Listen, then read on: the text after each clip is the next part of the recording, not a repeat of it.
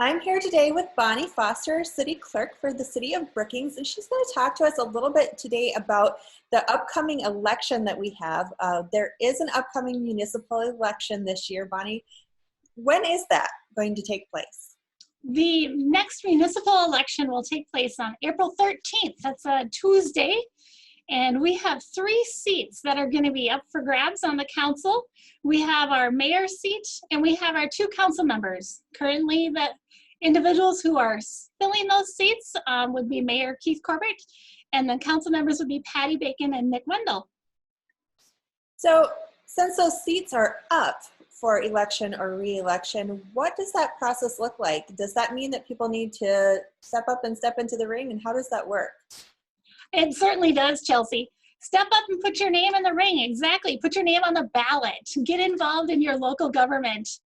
So basically what we want for an individual to run for city council, you must be a registered voter. If you're unsure of your voter registration status, you can certainly check that out on the Secretary of State's website. You can call the city clerk's office. You can even check down with the county finance office.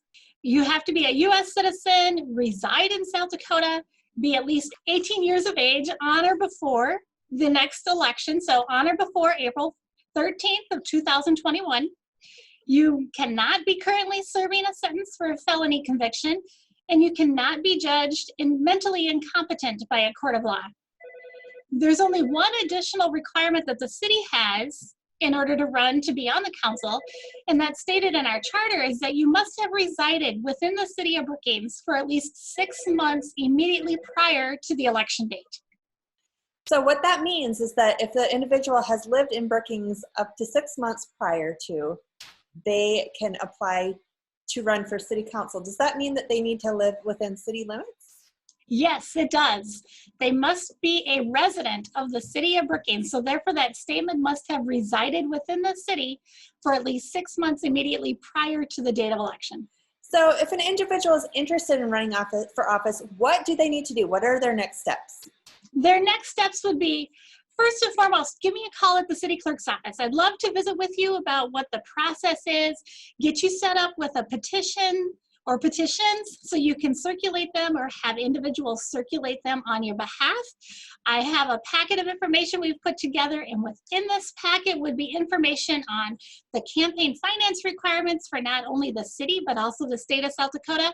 We have a wonderful flyer that will help you with your signage requirements. So if you're questioning what kind of signs, where I can post them, what size can they be, we've got that information already compiled for you. And then there's also miscellaneous information about the city that I'd like to provide. You know, it's a current budget book. It's the governance and ends policies. It's the city charter.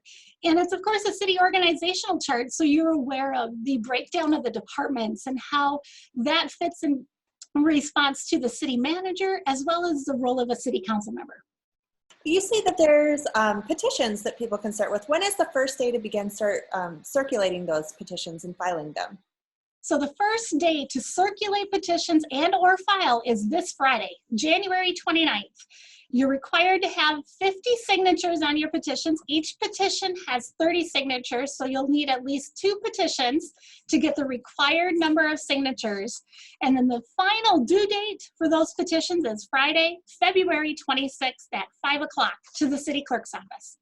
You said there's 50 signatures that are required. Are those required by also members in the community? Yes, the individuals who are signing those petitions must be residents and registered voters in the state of South Dakota and the city of Brookings. So a new requirement this year is that all petition signers for municipal elections will be fact-checked that they are indeed registered voters with the city of Brookings and the state of South Dakota. That's great to hear. How can people find more information if they have more questions about this? They can certainly check the city website, cityofbrookings.org. They can go out if they want to learn other information about elections. They can check out the Secretary of State's website, or they can certainly call City Hall or email me at the city clerk's office. Well, thank you, Bonnie. For those of you who are interested in running for city council, get a hold of Bonnie and she can give you more information, and best of luck. Thank you.